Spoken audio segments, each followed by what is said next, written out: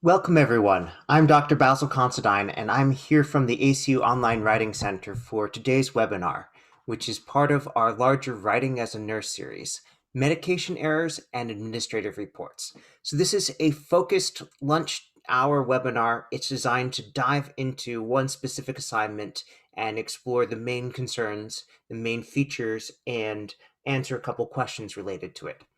So I won't spend too much time on this front stuff, but if you are new to the Writing Center, we work with students at all stages of the process.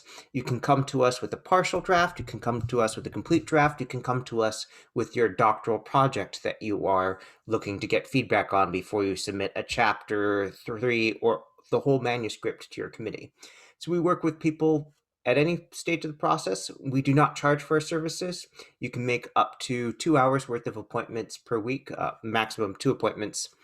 And if you need more writing support than that, we also have an institutional subscription to tutor.com that allows access. So you can get up to 10 hours of appointments per semester, I believe, for most of our programs. Because this is a lunchtime webinar, I'm just going to point out some webinars that might be of interest to you coming up. This is a small selection of our larger offerings this term. We have coming up on Sunday, our Doctoral Writing as a Nurse tips for D&P students, talking about the particular expectations for working on your assignments at the doctoral level. We have Introduction to Graduate Writing in APA Style, following that immediately thereafter, as well as our dedicated 1-hour Intro to APA 7th edition webinar on Tuesday of next week. Some other things coming up. The Tuesday after that, we have another installment in the Writing as a Nurse series, focusing on annotated bibliographies and writing synthesis. Another one the week after that, focused on evidence-based practice, and then methodology papers coming in June. This is a small selection of our larger offerings. We also have a series of webinars that I have highlighted here, the tie-ins that we have. So for example, if you're taking Nursing 648 right now, you might also be interested in the Social Determinants of Health webinar, which again focuses on a specific assignment that is being offered in that class. So I encourage students to look at the courses that they're taking, and if there's something that catches their interest, to just add a note in your own calendar to watch the related video. Some other things, you will see me referring to our YouTube channel and using our APA course paper template. That is available for download here. I'm going to go ahead and type the link in the chat room just in case someone wants to grab that.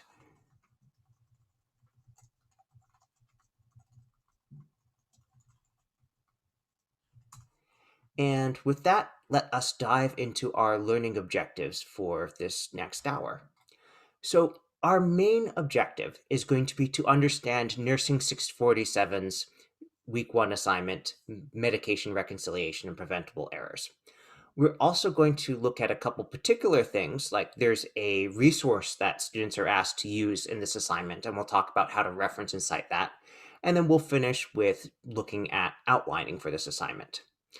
I encourage questions as we go. We are here to be of help. So if there's something on your mind you're not certain or that you'd like me to repeat, just send me a note. If you're not comfortable typing it in the open chat room, you can select where it says everyone in the chat and set that to my name to send me a private message. It's all fine. All right, so let's look at that assignment here. So this is for the Advanced Pharmacology course. We're going to look at the Week 1 assignment, and number 1, Medication Reconciliation and Preventable Errors. And this assignment's description starts out with some background. We have a patient who is admitted for a foot ulcer. They have type 1 diabetes, and they were administered some medication. There was some questions along the process. The doctor who was prescribing had to override the automatic warning system. The pharmacist called in to check the record and make sure that that had been transcribed correctly. And then they called the doctor, and then the medication was dispensed, and then the patient became unresponsive with a very, very low glucose level.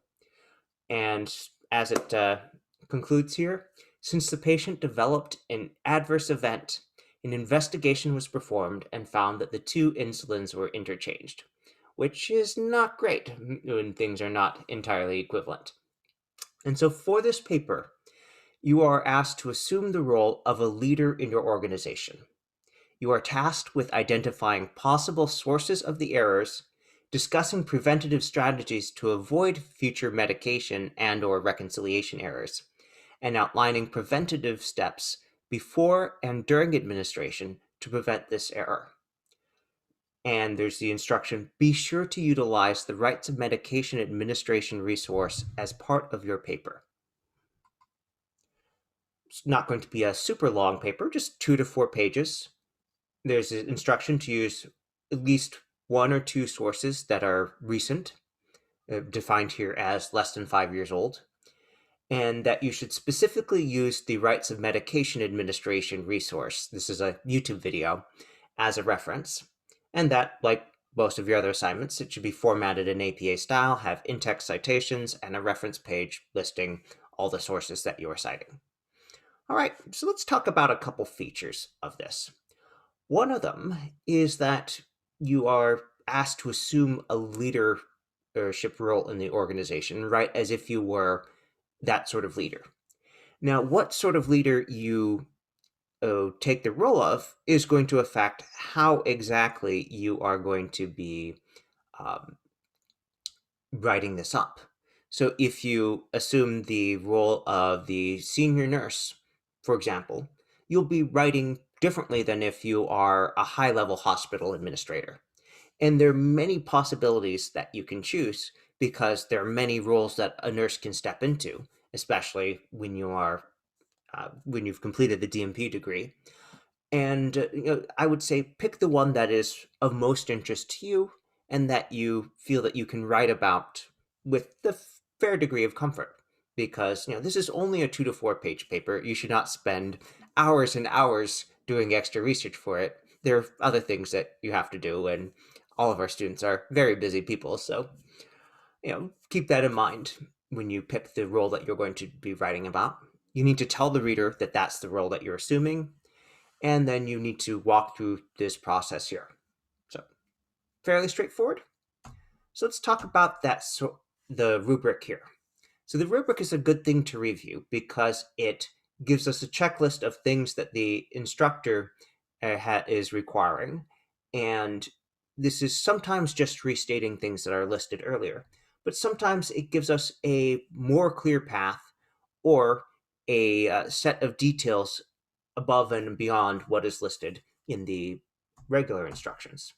So we see, okay, list prevention strategies to avoid medication reconciliation errors, to specifically outline the medication error preventative steps to be followed at 3 different stages in the process.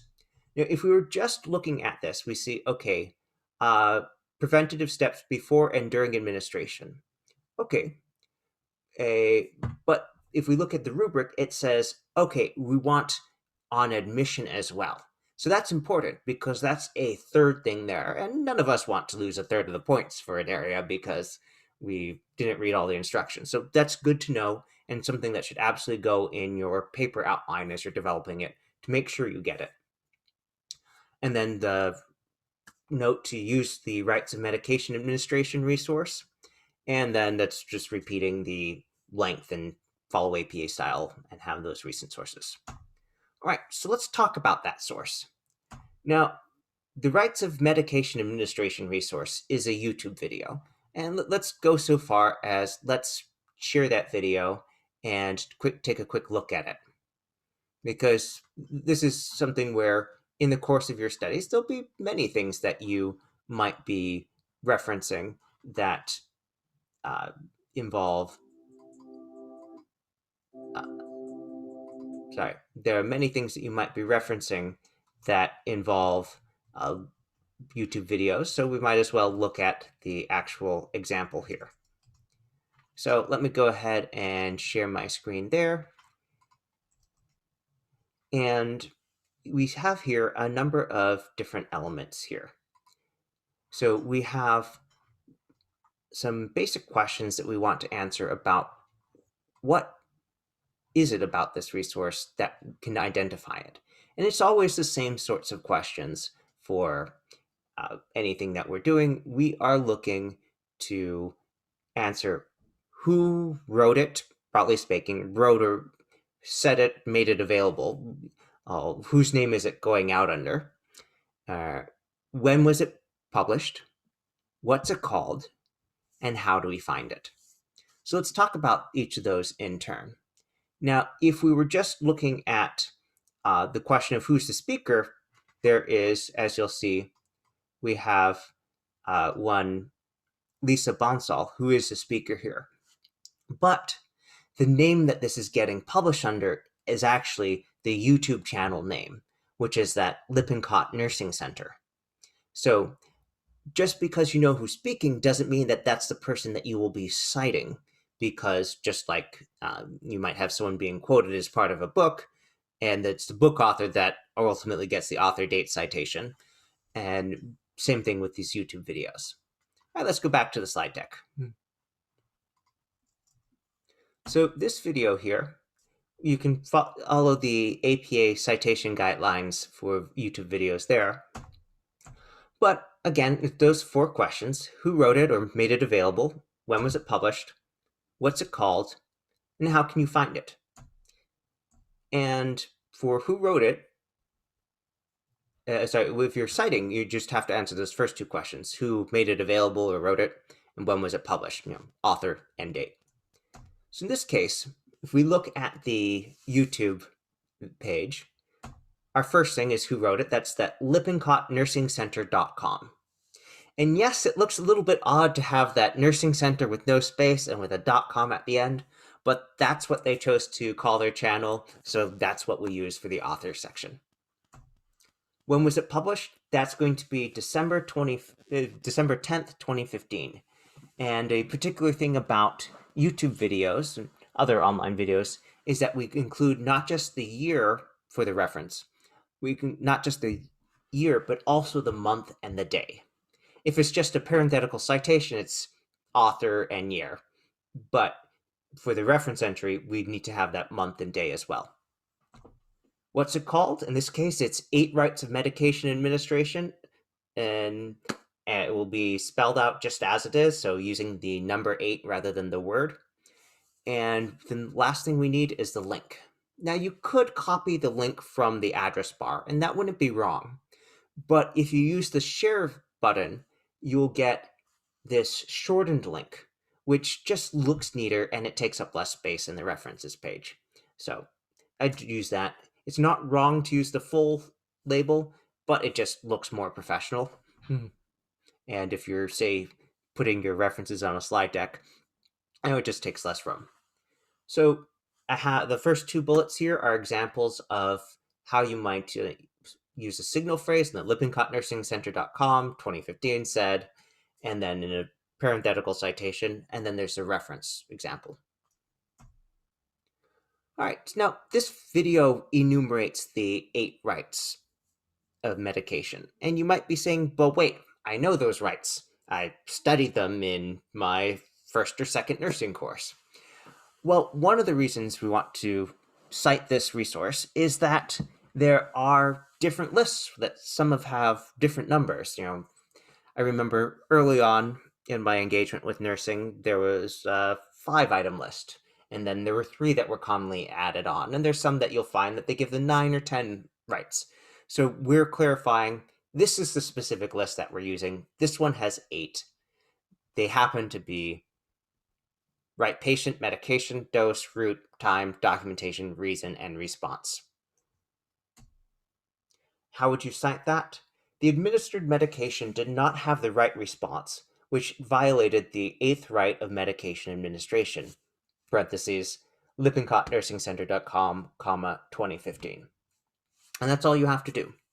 We're identifying the particular rule that's being violated, we're giving the number, and then for people who don't know the list that we're looking at, there's the citation for them to find that if they want. Okay, now I promised that this would be a concise thing because it's a lunchtime webinar, and we know that those breaks are never as long as you'd like, and Often people have to get to something. So we are going to talk about how to take that list of instructions and to produce a outline that will list all the things that have to be written and basically push us forward. So I have here a copy of our APA course paper template that you should now see on your screen. And I've gone ahead and I've grabbed some of the instructions and that I'm going to just start copy and pasting in here.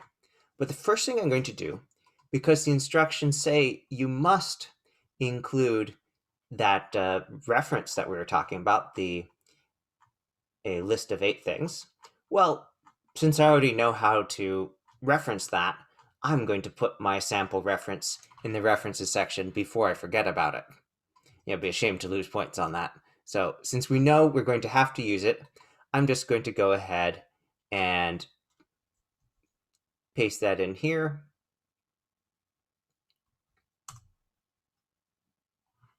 And I want this formatted as a reference. So I go to the styles pane.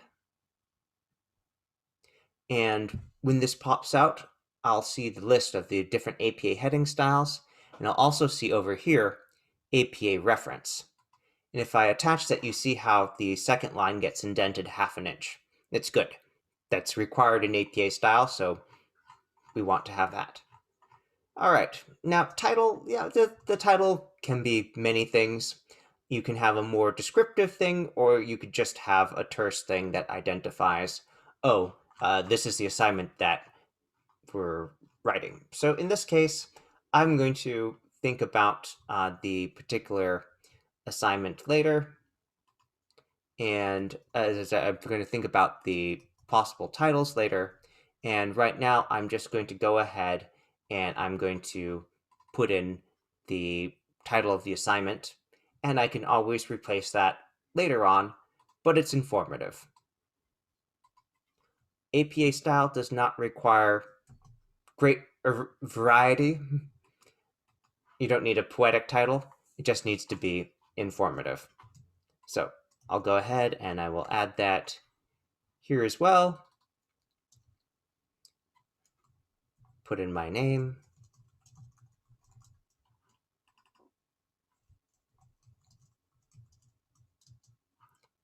Course code, this is going to be nursing 647. Do you need to have the title of the course? That's really a matter of instructor preference. If they say that like the whole title, you can put that in. It's not incorrect to have just the course code, but it does look a little bit more elegant. And then put in the instructor name and the date. All right, so we have a couple things. First off, we're going to go ahead and we'll start with the instructions for this particular assignment. So we have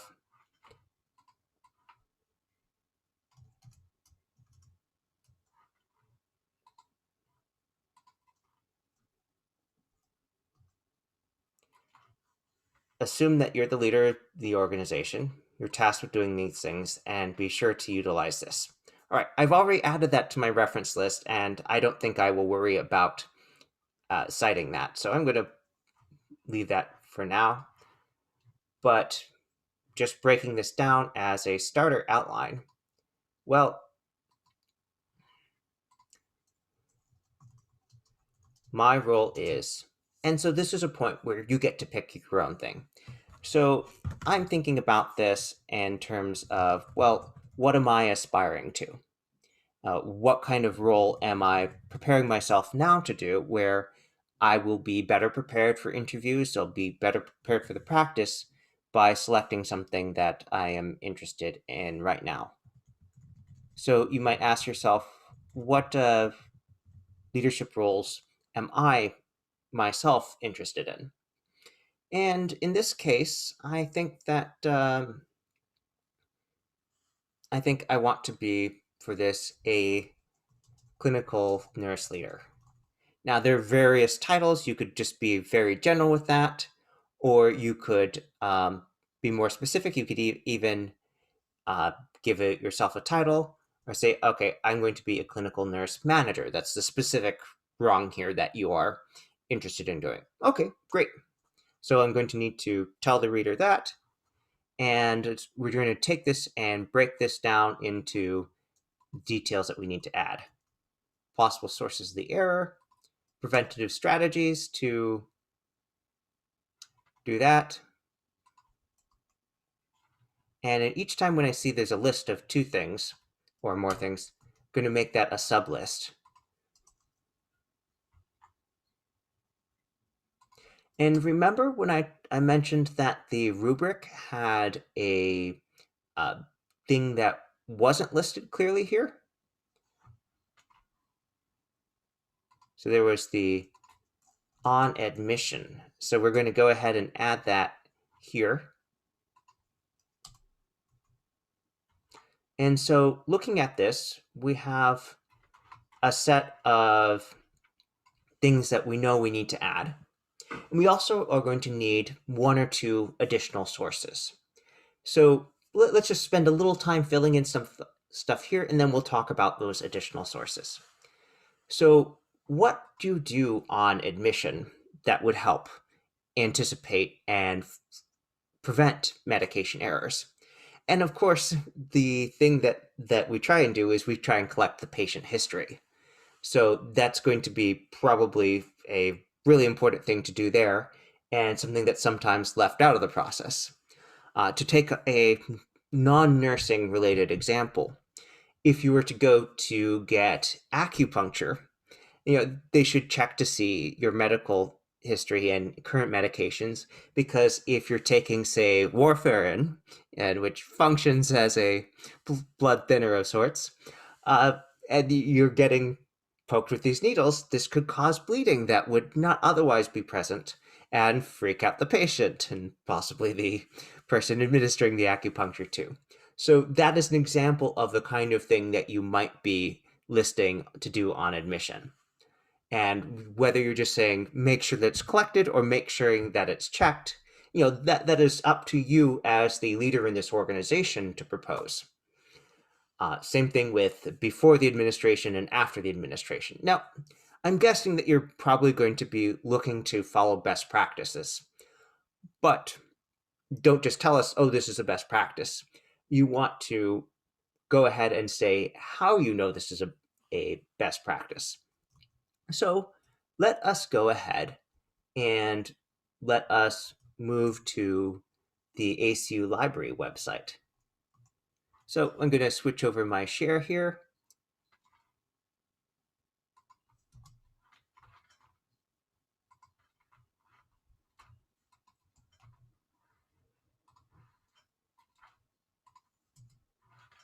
And if it's been a little while since you visited the ACU library website, we had a website redesign for the university. So we've got a lot of stuff that looks a little bit different, a little bit more purple and blue and white, but it's all the same stuff. So if you're looking for one search, that's still right where you start. If you want to go to journals, that's right there. In our case, let's talk about medication error prevention. And let's talk about context for that. Let's say we're talking about this in a medication error prevention in a critical care environment. So I can just type in those words and search. And I'll probably get a fair number of results here. Hopefully I'll get so many that I can be more specific there. So start the search here. We'll wait till it catches up with us. I'm interested in first in seeing, are these search terms giving me the kinds of things that I'm looking for, or do I need to get more specific? And just looking at these first couple results, that looks like exactly the kind of things that I am looking for. Now that we know that the search is generally good, and there are far more results than I want to read through, I'm going to go ahead and down here in the lower left-hand corner, where it gives me the option to limit by date, I'm going to change that. Now, I could just change it to 5 years from today, like 2016. But one of those things to be aware, especially if you're in the BSN to DMP program, is you might want to be using these sources later on when you are doing your doctoral project, where there'll be a similar requirement that you have most of your sources be recent, defined as 5 years from when it's published. So in this case, too, because it takes a little while to get through all the courses and stuff, and we had so many results, I'm going to go ahead and I'm just going to look and see what do we have from 2018. And I bet we'll have a good set, especially because my number one result here is also from 2018. And we still have 35,000 stuff. That is great. So great that I'm going to be even more specific, and I'm going to say, well, do you have anything for Texas? Now, these studies often cross state boundaries, but again, we have so many, I might be able to get so specific and get things where there's a similar care environment. And let's see.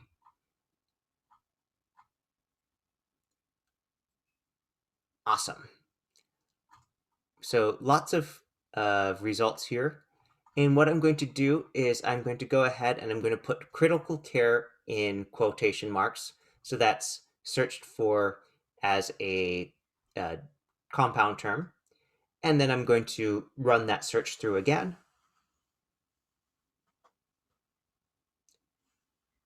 Still looking good.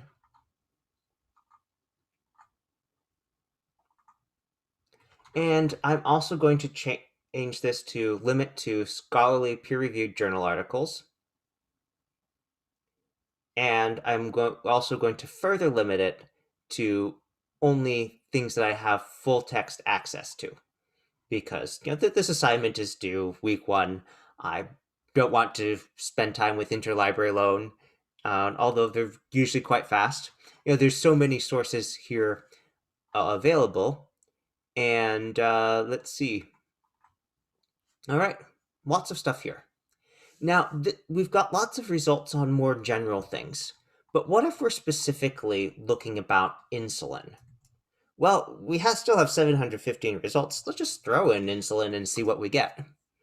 And this is the kind of process where if you're having trouble determining how to do this search, just use this Ask a Librarian link here, and our librarians are great. You can send them an email, you can chat them up and just send them the link that you're using right now.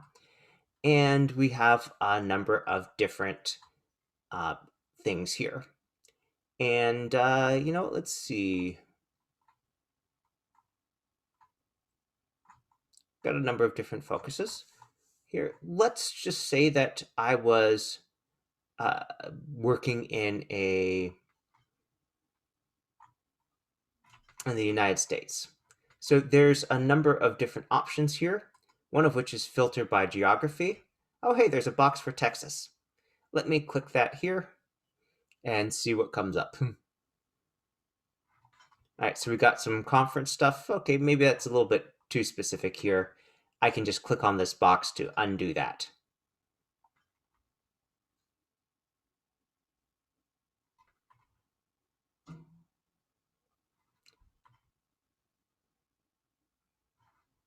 All right. And I'm just going to put error prevention in quotes to see how that affects things.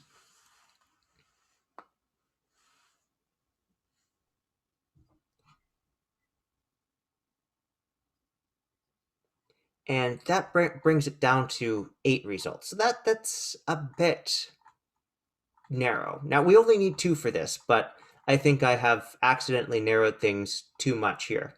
So I'm going to take out the quotes on error prevention.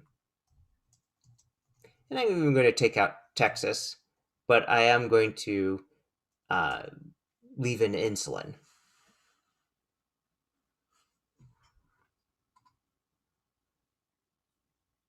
And let's see what comes up with that. All right. Oh, this first one looks like exactly the kind of thing that I'm interested. Awesome. Automation and interoperability of a nurse-managed insulin infusion protocol as a model to improve safety and efficiency. Great. So let's say I decide this is something I want. Now I can use this site shortcut here. This will pop up a menu of different options, and I'll scroll down to APA 7th edition. Now, these are often generated by algorithms, so you always want to check the accuracy here. But that looks pretty good to me, so I'm going to go ahead and I'm going to copy that, and I'm going to head back to the Word document, and I'm going to paste that into my references list.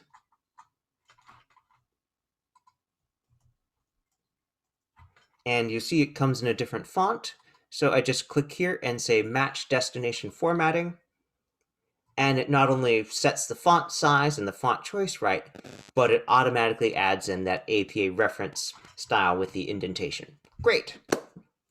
Now, how would I cite this?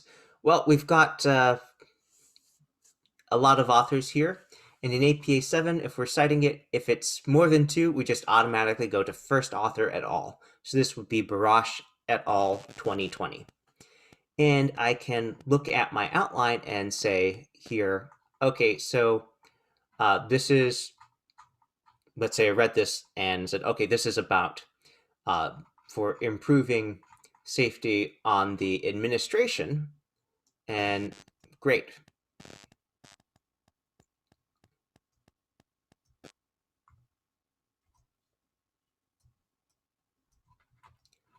Just a moment.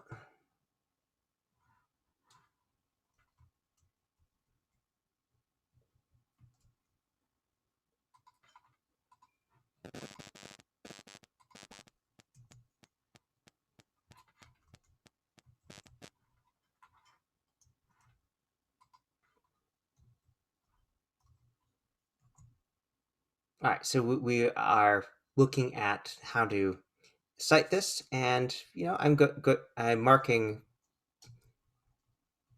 that that's the source I'm going to be using. As you get the other one, you can add it to another point in the outline, and probably that discussion of different strategies is going to come up as well up here. So after reading this article, I decide, yes, I'm going to cite that there.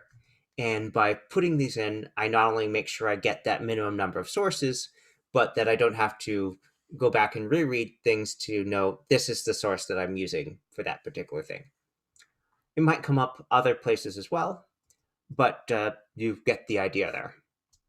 All right, so what else comes up with this assignment? We've talked about the research process, we've talked about the referencing, we've talked about the citation, and I'm reminded from rolling down that I actually left something out here. That should be Baruch et al.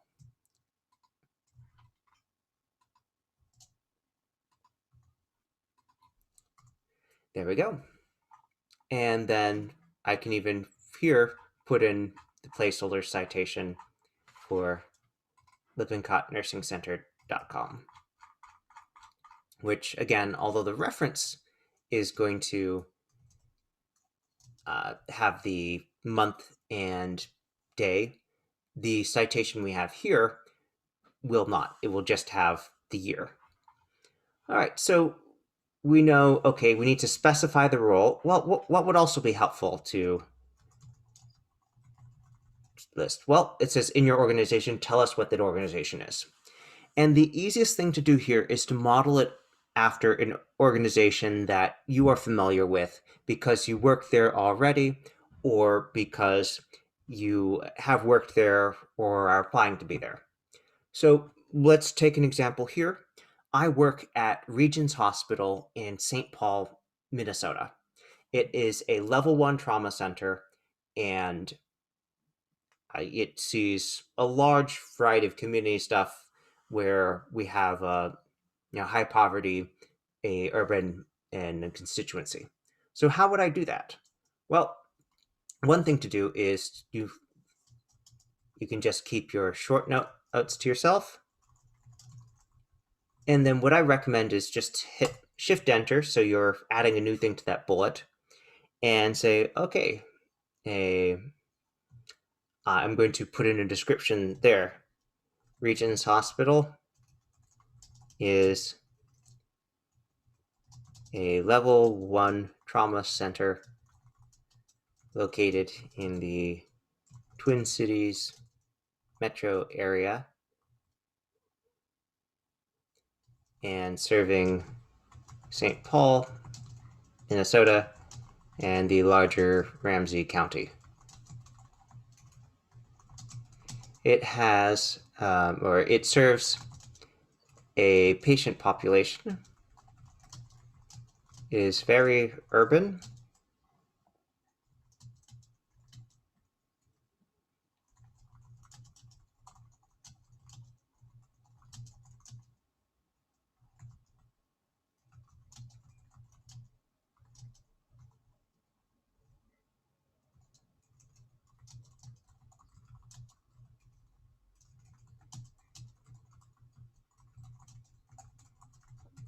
Okay, so I've described this, and one of the things that you can do in this assignment when you're describing the role and the organization is create a justification for why you are talking about these things. Why is it important to do this? Well, it happens, as is the case with many level 1 trauma centers serving an urban population, that you have lots of people coming in who are not getting regular or outpatient treatment for medical conditions that they have. So in the scenario that is presented for this assignment, where someone comes in with level 1 diabetes, is, well, if you are not getting that treated and well, you're not getting insulin injections and stuff, you're at a greatly elevated risk of complications that, shall we say, are ones that we would all rather avoid. So by setting this up, you can use your description of your role and the organization that you're presenting for this assignment to help lead into this. Now, you can also use this to talk about why this is important. And the patient medication error incident is representative of, and then put in whatever description you have here. Hopefully none of you have had recently that particular experience of taking someone's sock off and discovering that diabetes has really done a number on their toes.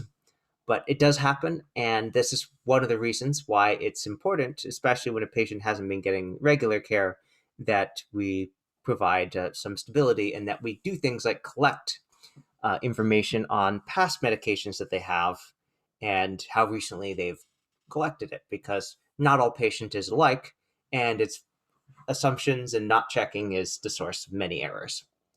All right. I did promise that we would be doing an accelerated lunchtime thing. So at this point, I'm going to say we have covered the main content that I had set out. Remember, this is supposed to be a shorter paper, 2 to 4 pages. So if you have perhaps one paragraph for introducing yourself, the role that you're assuming for this paper, and your organization, another paragraph to discuss the incident, and then that will get you about a page, and then you have 1 to 3 pages to discuss possible sources of the errors, the preventative strategies, and the preventative steps. So if we have 1 or 2 paragraphs for each of those, and then a conclusion, you'll end up right around 3 pages.